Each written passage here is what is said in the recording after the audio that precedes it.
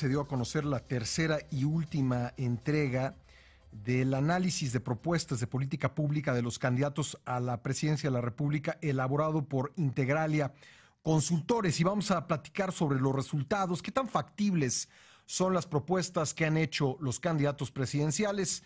Lo vamos a platicar con Luis Carlos Ugalde, director general de Integralia Consultores. Luis Carlos, te doy la bienvenida, gracias por estar con nosotros. Muy buenos días, Pascal, el gusto es mío.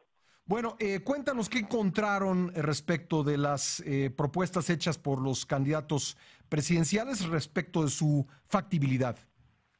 Mira, lo hemos estado analizando desde hace 3 meses con base en los documentos presentados ante el INE, con base en el proyecto de Nación de López Obrador, de un libro que publicó José Antonio Meade, de sus discursos. Escogimos un conjunto de 135 propuestas elaboradas, las analizamos con base en la factibilidad jurídica, es decir, existen los elementos para modificar las leyes, la Constitución, o que sea legalmente factible, factibilidad presupuestaria, que significa hay dinero para hacerlo, y la factibilidad política, hay las condiciones para que sea aceptable por la sociedad, para que sea procesable por el Congreso, y lo que encontramos de manera muy agregada es que el candidato que más propuestas factibles presenta es José Antonio Meade con 61, luego Ricardo Anaya con 46 y López Obrador con 34. Y también hicimos el otro análisis de quién son las propuestas menos factibles o con factibilidad baja, y aquel que las hace las más baja probabilidad que ocurran es el Bronco, luego López Obrador, luego Anaya, y Meade es el que tiene solamente 6 propuestas de muy baja factibilidad. Quiero decirte, Pascal, que en muchas ocasiones las propuestas que hacen los candidatos son demasiado abstractas, no establecen fechas, no establecen propuestas específicas, de tal forma que en ocasiones es muy complicado saber a qué se refiere, qué quiere decir, pero con base en todo lo que analizamos y a pesar de esas limitaciones, estas son las conclusiones a las que llegamos. Bueno, ¿cómo lo miden? Digamos, ¿cuáles son los criterios que toman en cuenta, Luis Carlos? Bueno, hay algo que es la más típica, por ejemplo, mochar manos del Bronco, pues esto su factibilidad es nula porque viola tratados internacionales. Sí. Claro, México se puede salir de tratados internacionales, cambiar la Constitución y mochar manos, pero esto es claramente nula de su posibilidad. Por ejemplo, López Obrador propone aumentar las pensiones a adultos mayores y a los pensionados del ISSSTE y del IMSS. Hacer eso sin un plan gradual de incorporación es presupuestariamente no hay dinero. En cambio, José Antonio Meade propone, por ejemplo, aumentar 2 millones el número de familias afiliadas a Prospera. Prospera tiene 6 millones, propone aumentarla a 2 millones. Desde un punto de vista presupuestario, eso significa quizá 10,000 millones de pesos que son manejables, de tal forma que lo que pasa en el caso de José Antonio Meade sobre todo es que define el universo de personas a las que va a beneficiar, define los plazos, los acota. Por ejemplo, en el caso de José Antonio Meade, propone apoyar a los estudiantes de preparatoria y a aquellas familias inscritas en Prospera.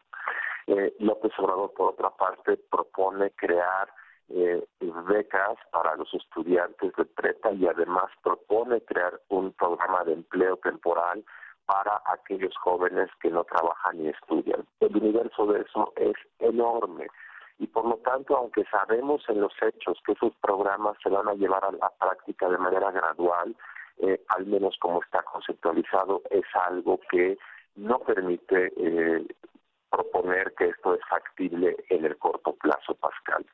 Bueno, entonces el presupuesto que como generalmente se dice que es una cobija y que no puede estirarse, sino lo que ocurre es que cuando se jala hacia un lado se descobija una parte de las necesidades de la población en México, pues es un factor determinante para saber si lo que están proponiendo los candidatos es factible o no.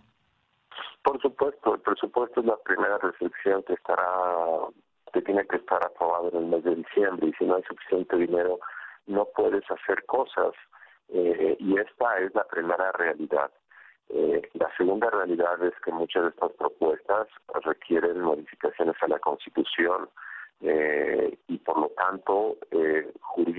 hablando, pues tú no las puedes implementar si no cuentas en ocasiones con las mayorías, o en ocasiones puedes querer cosas, pero políticamente son explosivas, de tal forma que depende qué quieres y depende cuánto dinero quieres para poder ver si se puede llevar a cabo. Por ejemplo, nuevamente pongo el ejemplo de López Obrador, dice que va a implementar una política de cero endeudamiento. Una política de cero endeudamiento en el caso mexicano es imposible llevar a la práctica porque el gobierno ha venido funcionando durante 30 años con flujos de préstamos a corto, mediano plazo, y si tú cortas eso de la noche a la mañana, el gobierno deja de ser financiable. Entonces tú no puedes hacer esto. O bien, por ejemplo, López Obrador quiere someterse a una política de revocación de mandato. Para eso tiene que modificar la Constitución. No me parece que el Congreso, a menos que Morena y sus aliados tengan una supermayoría, pueda procesarse. Es muy difícil. En los congresos estatales requieres 17 de ellos y Morena, aunque ya vaya muy bien, tendrá aproximadamente 10 de los 17. De tal forma que, de acuerdo a este análisis, en ocasiones algo puede ser deseable, pero no es factible políticamente. Por ejemplo, la autosuficiencia alimentaria. Para López Obrador el tema de que no importemos maíz, ni frijol, ni sorgo, ni carne es algo positivo. Podemos discutir si eso es correcto o incorrecto. El tema es que no hay manera de poder producir estos alimentos de la noche a la mañana. A lo mejor dentro de 10 o 15 años, si subsidias la producción, podría ser autosuficiente, pero eso es inviable como una política pública, Pascal. Bueno, y me imagino, por último te pregunto, me imagino que tuvieron que tomar en cuenta ustedes las propuestas de Marea Global, porque unas podrían anular a otras, ¿no? Es decir, a lo mejor una es factible, pero otra propuesta de política pública la anularía justamente por estas razones presupuestales, porque no alcanza para todo. La verdad es que cada análisis es hecho política por política, propuesta por propuesta, porque si tomáramos en su conjunto, entraremos en otros problemas como el que mencionas, tal forma que la factibilidad es individualizada. Si las tomas agregadas, el problema aumenta, porque si quieres cumplir todo es imposible. Claro. Es una por una, Pascal, y este análisis está en la página de Integralia, integralia.com.mx. Simplemente es qué tan factibles son las propuestas. Otra pregunta que es diferente es qué tan deseables son.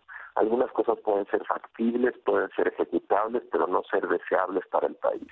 Otras cosas pueden ser imposibles o infactibles o no factibles, pero ser muy deseables, de tal forma que ahí el tema del impacto o el bienestar o sus resultados positivos es otro análisis que no se toma en cuenta en este estudio, Pascal. Pues bien, Luis Carlos, como siempre te agradezco mucho tu buena disposición de conversar con nosotros. Gracias, Pascal. Muy buenos días. Gracias, Luis Carlos Ugalde, director general de Integralia Consultores. Estos los resultados más importantes de este estudio es que José Antonio Mid es el candidato con más calificaciones de factibilidad alta, 61, seguido de Ricardo Anaya, 46, Andrés Manuel López Obrador, 34, mientras que el Bronco sumó solamente 19, y el candidato con más calificaciones de factibilidad baja es el Bronco con 23, López Obrador con 20, Anaya con 9 y Mid con 6. De las 135 propuestas seleccionadas para el análisis, los temas más recurrentes para los 5 candidatos fueron desarrollo social y seguridad pública. 8